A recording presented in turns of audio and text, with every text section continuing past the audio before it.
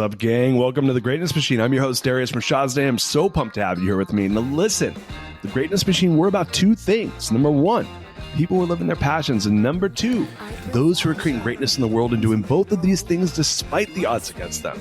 Each episode, we're going to feature interviews with game changers, business leaders, telling us their origin stories, what made them tick, what got them to where they are now.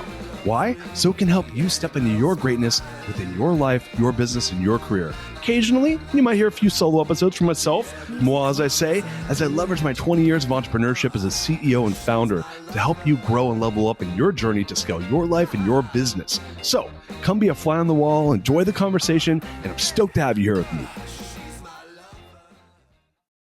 Guys, welcome to today's episode of The Greatness Machine. I'm your host, Darius Today. And boy, do we have a special guest. Peter Singer is in the house. Hello, Peter. Hi, how are you, Darius? Good to be with you. Oh, it's great to have you here today. So you're joining us from Melbourne, Australia. How's it going down there? It's going really well, thanks. I'm enjoying it here. My wife's family moved to Melbourne, Australia about 5 years ago from Austin, Texas, and they opened a taco shop there called Dingo Ate My Taco. And it's a Texas Mexican taco joint that they have all over Melbourne. So if you get the chance, you should check it out. Yeah, great. Especially if it has some vegan tacos, that would be terrific. I'd like to try them. I think they do have some vegan tacos, so I'll make sure they source them up. So you guys, I asked Peter to be on the show after being introduced to his work almost 2 years ago. I had read the book by Michael Lewis, Going Infinite, about the Sam Bankman-Fried story, and in there they talk about him and a lot of his colleagues were what's known as effective altruists. And I had never heard that terminology before, but was fascinated by it. And so I ended up looking it up and trying to learn more about the movement. It turns out that Peter is very involved with the creation of that movement. And he had written a book called The Most Good You Can Do, which really talks about the tenets of effective altruism. I read that book and was like, wow, this is amazing, and wanted to get Peter on the show. So really grateful to have you on the show today, Peter. Thank you for coming on. Thank you. Thanks to Michael Lewis for leading you to learn about my work. Has that, I'm going to go into your formal bio in a second, but did that book, did you get a lot of other inbound, and did you notice any noticeable effect of your work being promoted through his book?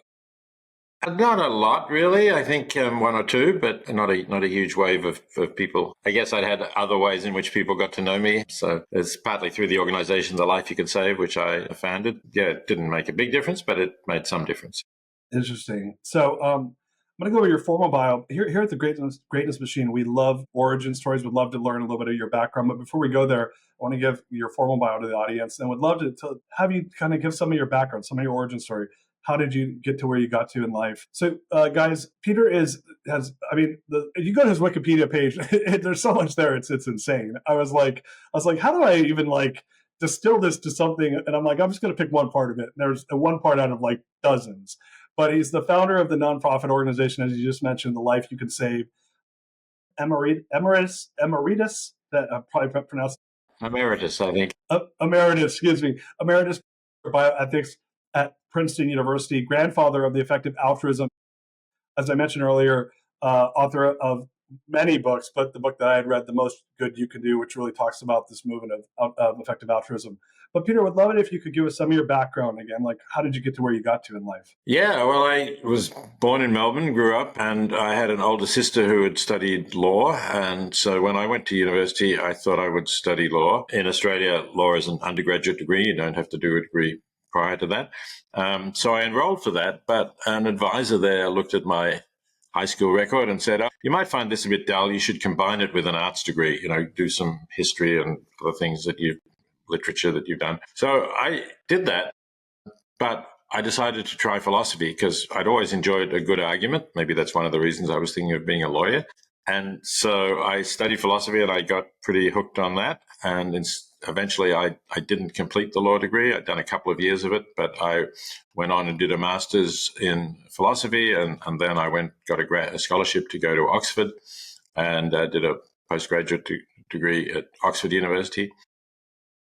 And I particularly got into ethics because, there's some areas of philosophy like, how do I know I'm not dreaming now? And you're not really real, you're just my dream. And those are sort of interesting intellectual questions, but they don't connect with the real world. You're not going to change the way you behave because you might be dreaming now. So I was interested in ethics, and there were a lot of practical issues. And the one that got me involved that led to what you read, The Most Good You Can Do, and the organization, The Life You Can Save, was a crisis that occurred in what's now Bangladesh. It was then part of Pakistan, East Pakistan. And there was a movement for autonomy. The people in Bangladesh didn't like being dominated by people in what's now Pakistan, was then West Pakistan. So they elected an organization for more autonomy. But the Pakistan army didn't like that. They crushed the movement. The repression was so intense that 9 million people fled across the border into India. And India then had to try to feed 9 million people, provide sanitation, tents, housing, some sort. So it was a major crisis, and it led me to think, well, what am I doing about this? Here am I sort of comfortably living in Oxford on a scholarship. But I got more than I need. Maybe I should be helping these people. And so I wrote an article called Famine, Affluence and Morality in the early 1970s, which was based on that, and argued that any of us who have money to spare, things to spend on, you upgrade your phone when the phone is really okay or whatever else it is, should be thinking about people who just have nothing or barely, really struggling to survive and to see their families survive. And then the question is, of course, how do we do that effectively? So that's what really got me into this, where I am now. And so when we start thinking of, one of the things that struck me about the perspective of effective altruism is really it's that a lot of times people give because something near and dear to their heart, right? And it's something that they care about. But the thing that kind of struck me about the movement is that's not necessarily the most effective way to create the highest return on investment, if you will, if I'm thinking about it using my like investment brain. And so I might, spend $1 and, help a kid learn how to read, but maybe that same dollar is better spent, saving 10 people from getting malaria, because 10 people won't die rather than one person reading a book. Can you kind of speak to and maybe make sure I'm understanding it correctly. Am I understanding this correctly? Absolutely. You've got it quite right. Let me just add that because, most of the money and most of the people who can afford to give are living in affluent countries. And because in affluent countries, it's much more expensive to help somebody who is in need. I mean, there are people in need in affluent countries, but, if there's someone in the United States and they're struggling to get by, maybe they're earning $20,000, $25,000, and you give them $1,000, well, that's nice, but it's not life-changing. But if there's someone in a low-income country who, as you say, needs mosquito nets to protect themselves and their children against malaria, $1,000 can do much, much more. In fact, can buy many nets for many people, or just in terms of income, that's probably more than some people earn in an entire year.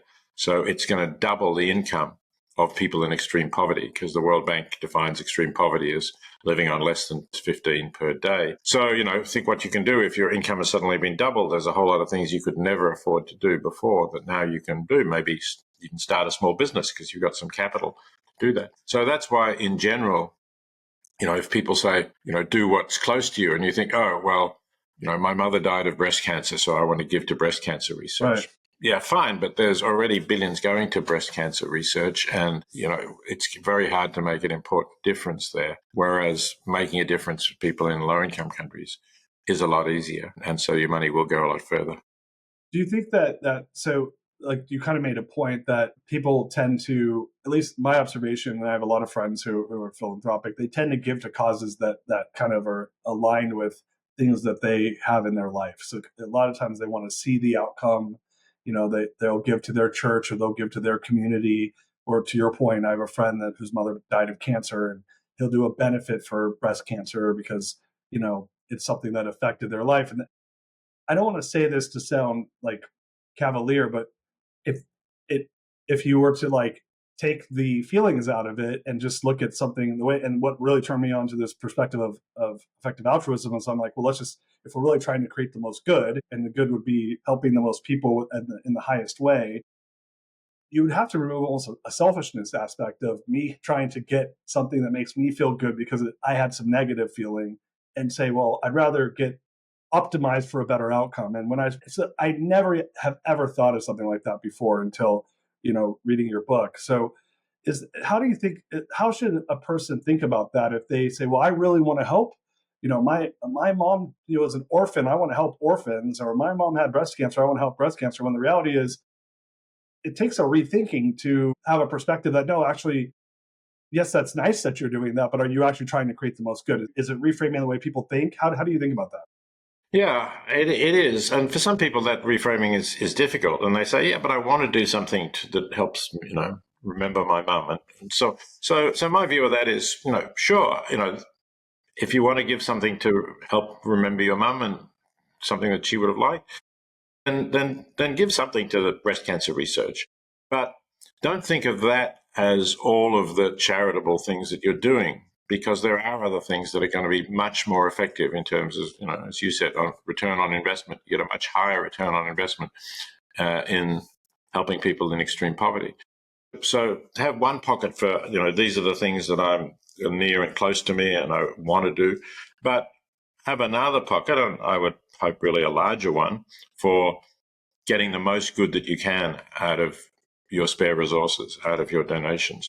And that will typically mean, at least as far as helping other people is concerned, that will typically mean helping an effective organization that works for people in extreme poverty. And the Life You Can Save exists in order to make that easy for you. We gather evidence on independently assessed organizations that are highly effective in helping people in extreme poverty elsewhere in the world. So you can go to the website, thelifeyoucansave.org, and you can give with confidence to one of the recommended organizations there. So tell us a little more about that. So the Life You Can Save is a nonprofit that basically vets organizations on the effectiveness of the donation as far as the benefit it creates. Tell us more about that. Yes, that's exactly right. We do some research in-house, but we also aggregate other research that others have done. We can't afford to do all of it. There's a lot of organizations out there. And then we post on our website information about, I think there's currently maybe 24 or something organizations we're recommending. And if you want to, you can just click on the button on our website, and that will take you straight there to donate, and 100% of your donation will go to that organization. So we don't take any kind of cut. If you want to support our work, of course, you can do so, and you can donate directly to the Life You Can Save. But most of the money that we raise actually flows through to the effective organization. Not just most. I mean, over 90%. When you look at philanthropists or businesses that want to be altruistic, and you look at the leaders that end up moving in that direction, or ones that you see become interested in that, is there any type of like common trait you find with folks that start to move in that direction, or is this something where and the reason I ask is really specific. I mentioned this before the show started. I believe in conscious capitalism, doing great by doing good, and there's a lot of stakeholders involved, and you end up with these businesses that do well, that get outsized rewards, that can either keep it and not do good with it, or they can actually become more involved and give back in these effective ways that we're talking about. What do you think when you start looking at the leaders or organizations that want to do this? Like, are there any common traits you see with those organizations?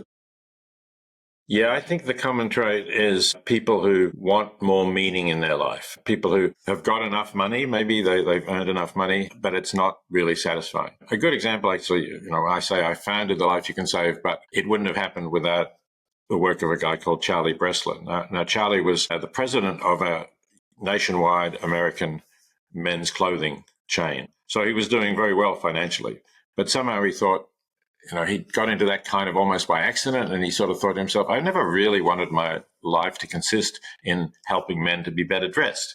That's not something that not at the top of my values. So when he actually read a book that I wrote called The Life You Can Save, which led to the organization, and he read that and he wrote to me and said, can I help this in some way? And so I said, great, yes, let's really make this into a proper organization.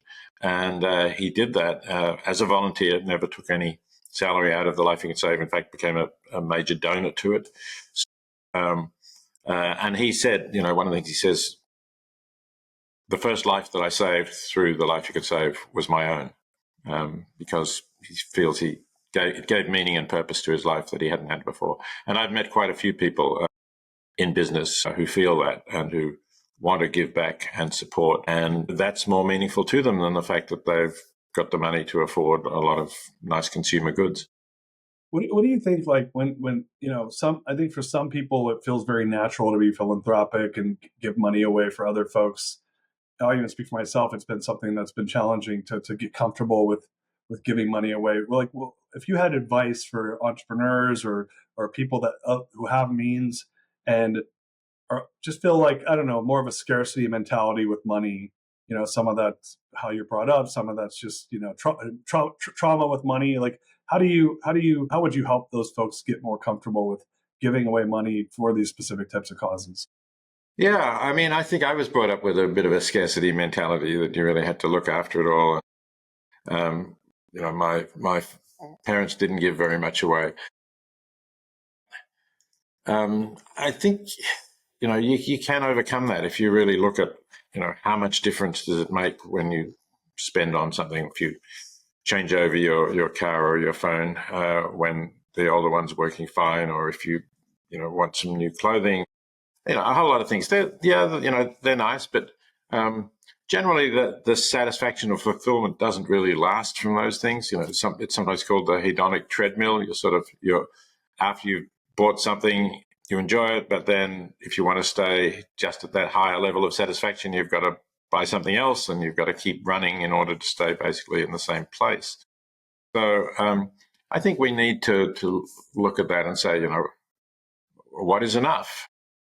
And enough in a society like ours is you can be perfectly comfortable in a relatively small home. It doesn't have to be flash. You don't have to think about competing with your neighbors. I think that idea about competing for status and that people will somehow look down on me if I don't drive the most expensive car I can afford. I think we've got to get over that. We've got to say, that's something that is being promoted by a society in which more people want to sell you more expensive things. You don't really need them. Another thing, every time you go to an airport, there's all these really expensive shops that sell Rolexes or Breitlings or whatever they are.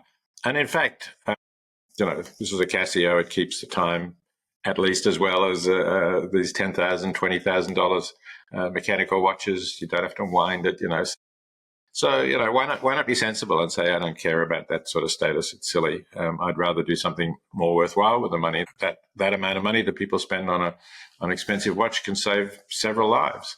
So isn't that more satisfying than wearing a nice watch on your arm? Yeah, that makes sense. I mean, so I was, I wanted to tell you two quick stories. My family and I are going. We're traveling for the summer. I finally have an opportunity to take some time away from business, and we're going to Europe for a few weeks. And I was like kind of plotting the trip, and I was like, man, this is a lot of sightseeing and a lot of restaurants and shopping. And and it's like an 8-week trip, which is a long trip. And I went to go plan the next city, and we need to do something that's like where my kids are going to learn that this is not what real life is. And so we're going to do a humanitarian project in Africa. Great. Terrific. So we're going down to Tanzania to do a project down there. And one of the reasons I thought of that is when I was 20 years old, I did this study abroad program where you go on a cruise ship around the world, which is an amazing experience called Semester at Sea. And I had this moment where I went to India, southern India, in Madras, and I went to a Dalit village, and we went to their orphanage. And I grew up in the United States in an upper middle class, environment where, my parents are kind of old school, so they made us work for everything. But I knew that I would get what I needed, and it was the first time I'd ever seen extreme poverty like that. And when I came back from that, and something struck me of how privileged I was, that I was kind of taking it for granted my life. Those were my exact thoughts, actually. And I just started working. I had been kind of coasting through school. I wasn't trying that hard. And I immediately was like, hey, if I'm going to do this, I'm going to try hard, because there's people out there that weren't lucky enough to be born the way I'm born. So one of the things, the reason I say all that is that when we were talking to this humanitarian group, they said, look, you're really helping to support the bottom billion, right? There's this bottom billion that live in abject poverty that, like we're trying to make it where their growth is not stunted because of the way they're fed their first 1,000 days they're born, right? And I thought that this would be really valuable for my kids to see this for the same reason it helped me when I was 20. Do you think that I think that people don't understand or want to give to this stuff because they're blind to it. There's like almost like, oh, this is a thing you see on a video online if you're even looking for it, or you hear about it, but there's like, especially if we live in Western society, it's not in your face, right? You're not really seeing real poverty.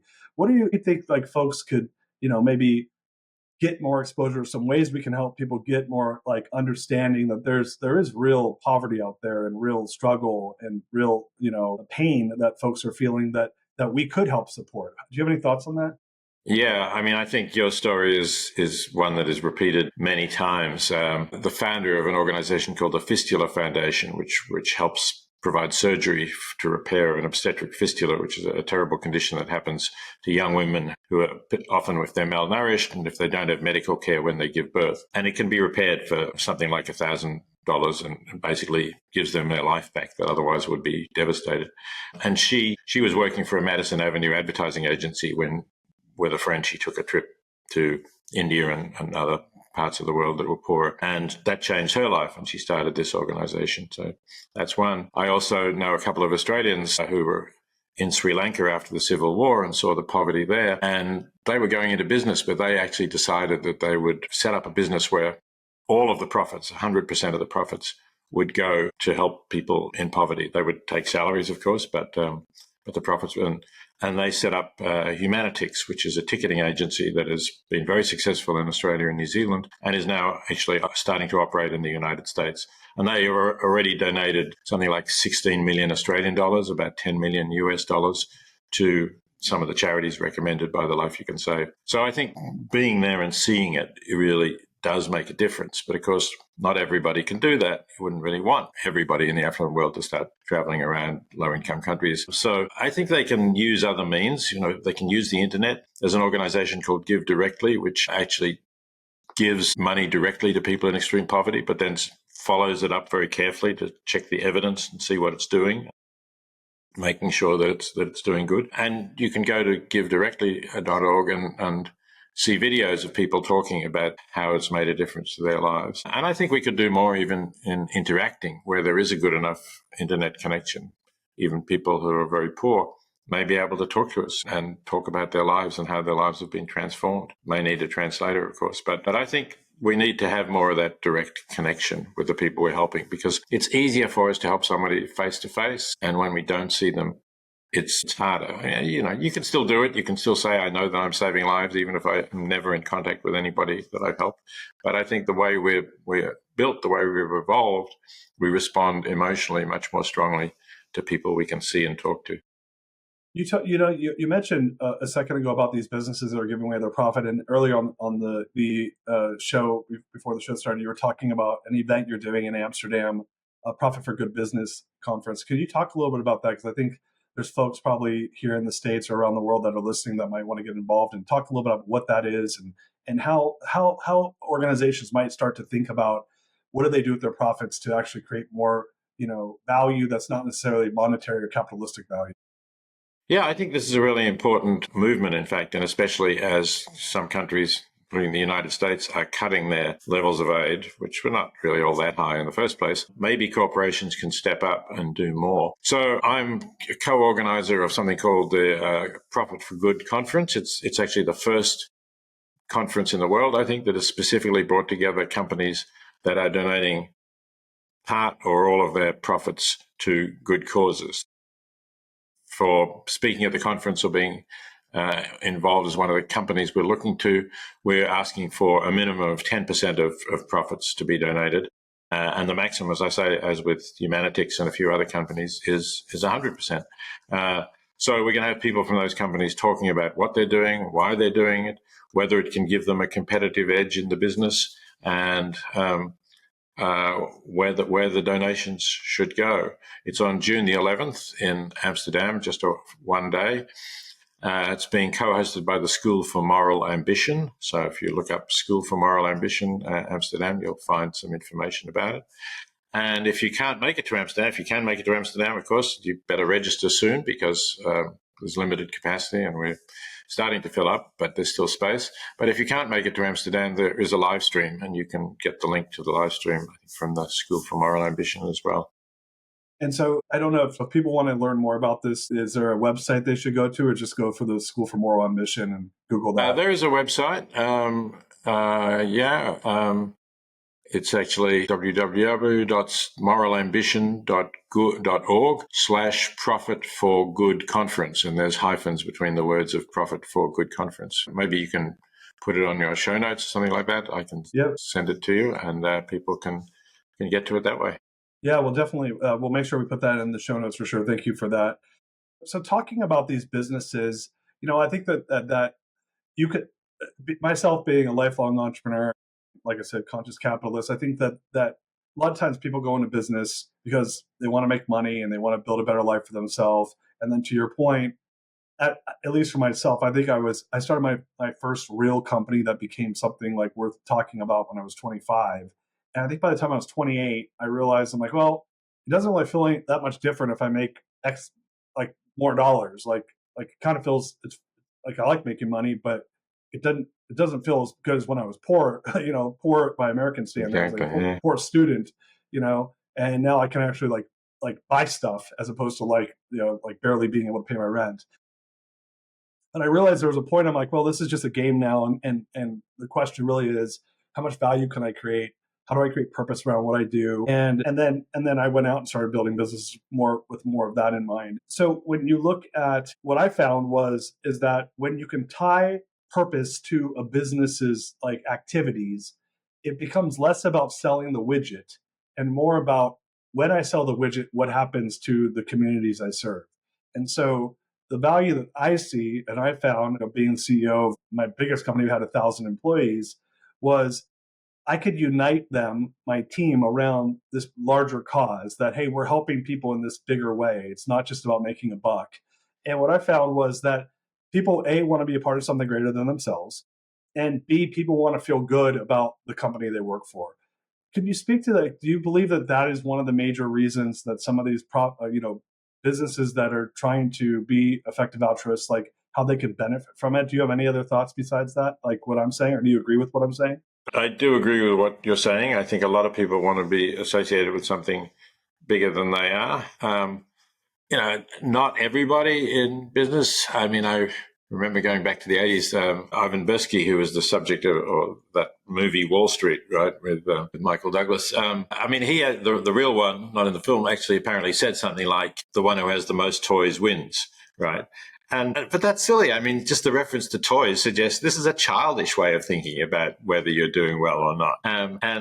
Whereas the one who does the most good, wins. It's not a competition, but is entitled to feel satisfied and fulfilled that they've used their life well. And I think that's what you're talking about. And that can be done in different ways. It can be done by donating profits. It can, of course, be done by developing something that will help the world by, for instance, providing clean energy that's cheaper than coal and fossil fuels might be a way in which you benefit the world, or providing better nutrition, providing new ways of developing alternative proteins that don't require factory farming of animals. There's a whole lot of ways of helping. And one of them is if you're making money, by donating a significant portion of that money. And another one is by thinking about how you can use your life and your work to directly help people.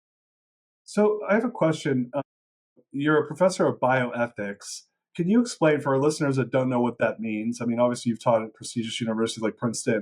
What does it mean to be a professor of bioethics? Like what are some ways that this type of academia can show up in real life that people would understand? Yeah, so bioethics is the study of ethical issues arising from the biological and medical sciences. And of course, there are a lot of issues like that.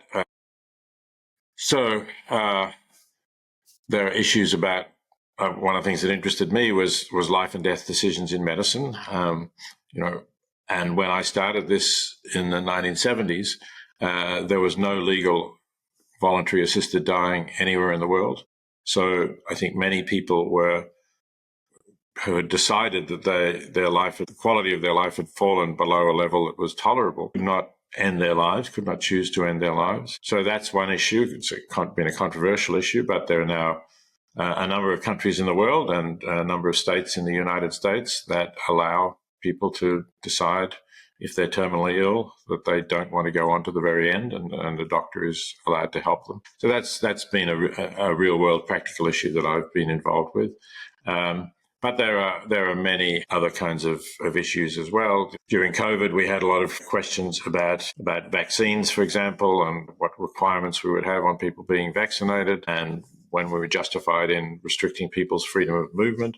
That was another set of controversial issues. We have questions about resource allocation. So where should we put money into in the healthcare system? Should we be looking at very expensive life-saving treatments, or should we be looking at less expensive treatments that maybe enable people to walk again, like hip replacement operations? We know what they cost and they're highly effective. So then there are questions about genetic selection. One of the issues when I got involved in it back in the 70s was relating to the new development of in vitro fertilization, IVF. And there was a lot of opposition to that, particularly from religious circles who didn't like the idea of embryos being in test tubes, basically. But now that's been widely accepted, and it's raised further issues like if my partner and I are carriers for, or might be carriers for, genetic disease, can we use in vitro fertilization, get several embryos, have the embryos tested, and then decide which ones to implant so that we avoid having a child with a genetic disease? That's something that is now again being done as a consequence of the availability of in vitro fertilization. So there's a wide range of issues in the biological and medical sciences. And you can also think about environmental questions, which some people put under the label of bioethics. Some people have a narrower definition of it. But questions about protecting the environment and how to protect endangered species and how important that is can also be considered part of bioethics. So, obviously your work really spans over a lot of different areas. When you think back to what got you interested in this type of work, I mean, I'm going to use a word that may be the wrong word, and you could tell me if it's the wrong word, but there's almost like an activism around, there's a lot of activists in these different areas, some for, some against the different topics that you even just touched on. What was it about, what is it about yourself that got you interested? Did you grow up with parents that were supporters of this type of work? What got you motivated to really follow this line of study? And, you've written a ton of books on all this stuff. What is it, do you think about yourself, that got you interested in this? Yeah. So my mother was a doctor, a medical physician, and so I was somewhat interested in medicine, but didn't think particularly when I was young about the ethical issues. My father was a small businessman and importer, so I think he was somebody who liked to do business ethically, but it wasn't particularly an interest in bioethics. As I said earlier in the program, I was always interested in an argument, and I had thought about becoming a lawyer. But the nice thing about philosophy is that you can actually look at the issues and just try to decide which view you think is the most defensible, the most justifiable. You don't have to argue for the client who's paying you. So, that's how I got interested in it. And actually, the first issue, the very first book that I wrote, was not specifically about bioethics, but it was in the context of the Vietnam War that was going on at the time when I was a graduate student in Oxford. And I wrote my thesis on the question of, is there an obligation to obey the law in a democracy? Because, of course, this was a time when there was a lot of disobedience, some civil disobedience, some more violent disobedience. And I was trying to assess the arguments for whether or not if something is happening that you think is seriously wrong, like the Vietnam War, as many people thought it was justified to disobey the law in order to protest against that, to refuse to be drafted. So I was always interested in the more practical side of philosophy, and I got interested in that. And then the second book that I wrote was a book called Animal Liberation, which was published 50 years ago this year, in which I got interested in the treatment of animals, something that I'd never been really particularly interested in before, a lot of pets or anything of that sort. But I hadn't really realized that most of the animals I was eating had been reared in factory farms and had pretty miserable lives just so that I could eat their products a little bit more cheaply, their meat or their eggs or their milk. And I asked myself, how do we justify this? Does the fact that they're not humans mean that their suffering doesn't matter? And that seemed to me pretty clearly not the case. Their suffering did matter. As long as they could suffer, that was what was important. So, I stopped eating meat at that point and started writing about the ethics of the treatment of animals. So I've covered a range of different issues. And then, as I mentioned, the global poverty one. also when I was in Oxford. Yeah, and I got interested in life and death decisions in medicine. So I suppose I just picked up different issues as I thought, well, this is an issue that is both intellectually interesting, there's real questions there to make up your mind about and to assess the arguments, and it's a bit neglected, new things to say, not everything has been said, and it makes a difference in some ways. It can make a difference to the real world. Yeah, I love that. This is the question that I'd love to hear your thoughts on. So, we live in a time right now. I had a former guest who was, you guys are about the same age, and he was a photographer that followed around rock bands in the '70s, and so he's a great guy.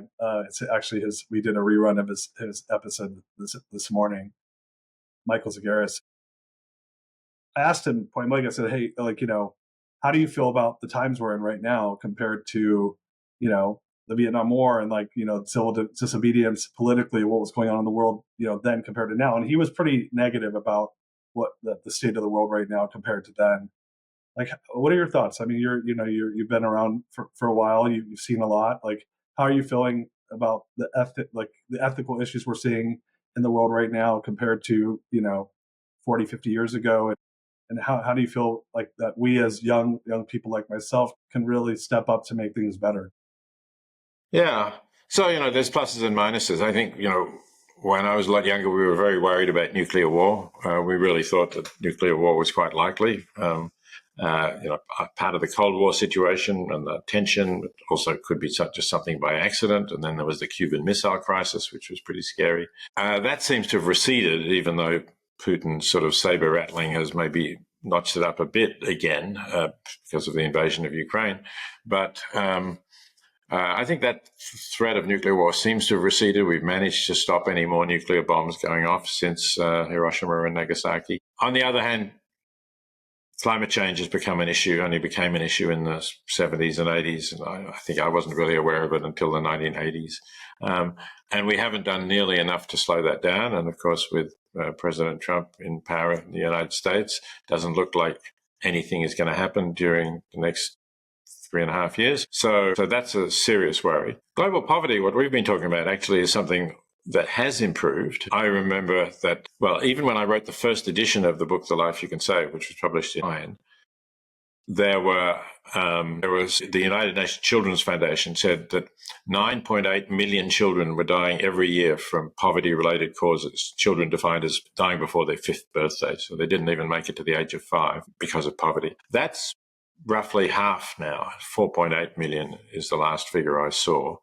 And that's despite the fact that the world's population has increased during that period. Mm-hmm. So as a proportion of all the babies born, far more of them are surviving to their 5th birthday at least. And if they survive to their 5th birthday, there's a very good chance they'll survive to their 50th birthday at least. So some things have improved, some things got worse. And of course, at the moment we think about the war in Gaza and we think about Ukraine and we think about climate change. I suppose those are major things that worry us, and they're bad, and I'm worried about them too.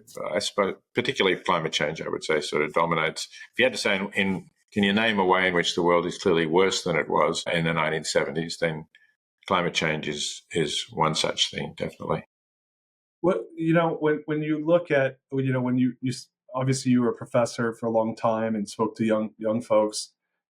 If you were to think of the one, if you were to give one piece of advice to young folks around how they can really, make a difference, because I think a lot of times people feel like they can't make a difference. I think there's so many problems, and how can I really affect any change?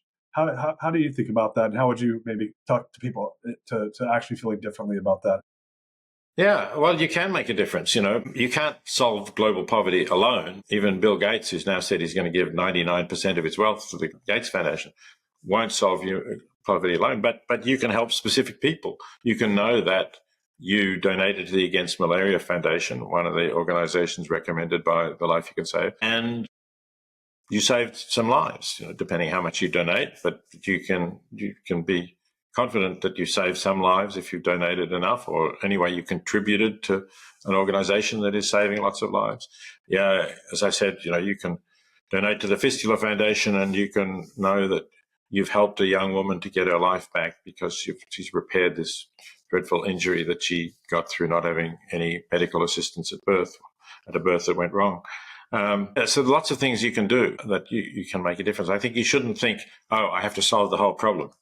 You can't, but you can be one of many people who are contributing to solving the problem. So you can be on the positive side rather than just consuming a lot of stuff, emitting a lot of greenhouse gases and making the problem worse. So that's what I'd say. And one more specific piece of advice, if I choose your career in a way that will make a difference, there's a website called 80,000 Hours, just the numbers 80,000 hours. And it gives a lot of interesting career advice on how you can use the 80,000 hours is a rough estimate of how many hours people will spend on their career. And you can use those hours to actually do good. Think about different career choices where you have prospects of doing good. I love that. Well, we're coming near the end of the show. I forgot to tell you before the show started. We have a question called the greatness question. I'm going to give it to you right now, but then what I'd like to do is for people that want to learn more about your work or connect with you, if you could maybe, give us some resources on where they can find more things, all things Peter Singer. That'd be great. But before we do that, I'm going to give you the greatness question. Then maybe you could give us where people can connect with you, learn more about your work, and then we'll come to the greatness question. Does that work for you, Peter? Sure, that's fine. All right. So the greatness question is, what is the number one barrier to creating greatness that you've overcome in your life, and how did you overcome it? So we'll come back to that question in a second. But if people want to learn more about your work or connect with you, what's the best way for them to do so? Well, I'll mention a couple of things. One is I have my own website, petersinger.info, which you can learn a lot more about me. I've mentioned the book, The Life You Can Save. If you go to the website of the organization, thelifeyoucansave.org, you can download a digital or audio copy of that book absolutely free. So you can read or listen to the book and you'll learn a lot more about my ideas and what we've been talking about. You also mentioned the book, The Most Good You Can Do. You can't get that for free, unfortunately, but you can certainly order it or read it, and that would be helpful. If you're interested in my views about animals, I updated my now 50-year-old book and published something called Animal Liberation Now. It's published in 2023, so that's available from any bookstores or online. So those are all good ways of. Oh, and I've got a podcast, by the way, like you do. It's called Nice. Lives Well Lived, co-hosted with a Polish philosopher, Kasia de Lazari-Radek, and we interview people and ask them. It's a little bit like your greatness question, I suppose. We ask them, whether they're living well, what advice they have about how to live well, and we've had a lot of great guests on that. You can listen to it wherever you get your podcasts. Amazing. We'll make sure to put all that in the show notes. And I highly recommend you guys check out all of Peter's work. The body of work is insanity. And one question before we go to the greatest question: how many books have you written? I started counting, and I was like, I'm just going to ask you. Yeah, if you actually, so I've edited a few books as well, which I haven't written. And if you include all the books I've edited, co-edited, written, or co-authored, you get to around 50. If you're really looking at books that I've written and not just edited, but you include some co-authored ones, you're probably around 30. And if you look at ones that I've just written by myself, maybe it's a bit over 20. I'm not. I haven't got an exact count on that. But if you go to my website, petersinger.info, and you really want to know, you can look at my CV and you can count them up. That's amazing. Wow. What's the secret to writing that many books? You just love to write?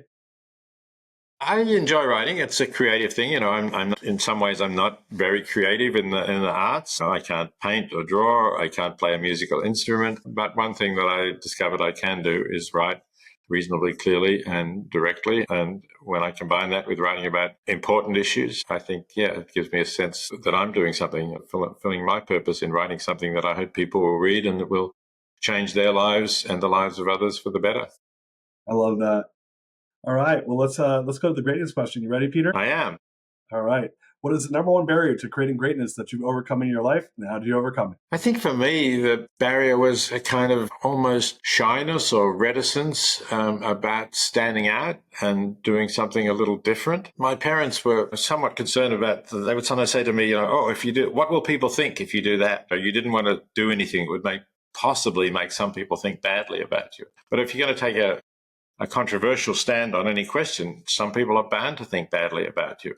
So I had to get over that. And I think that was a barrier. But I did get over it. I think the student movement against the war in Vietnam maybe helped me to get over it, because a lot of people didn't think, were supportive of the war. I was in Australia, which was an ally of the United States, and we were sending troops to Vietnam alongside American troops. So there were a lot of Australians who thought, we should be there, but I didn't. Eventually, I learned to say that and to express it and not hide the fact that I disagreed with what a lot of other people were thinking. Love that.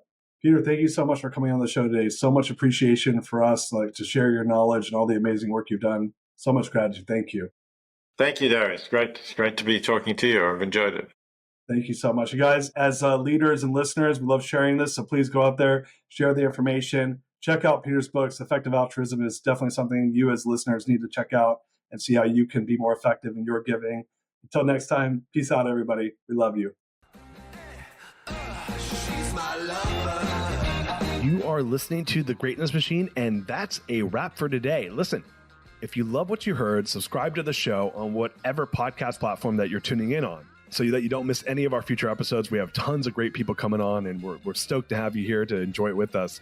Leave us a review. Tell us what you love most about this particular episode. We love getting the reviews. We love to see what you guys love most. And if this particular episode, made you think of someone who's leveling up in their business and in their life, print screen, share it with them. Leaders are the best givers. And after all, we're all here to support and grow with each other. And in case you want to see some of the fun behind the scenes shots or some of the things that we're doing, I'm actually writing about this in my weekly newsletter. Go to www.therealdarius.com and subscribe to my newsletter. We're talking about fun things like business and life and mindfulness and cryptocurrencies and gosh, I don't even know, everything and anything, but it's tons of fun stuff I write about. I try to get it out on a weekly basis. You can subscribe at www.therealdarius.com. And with that said, look, thank you guys so much. I appreciate you. I love you. Peace. We're out of here. See you guys on the next one. She's my lover.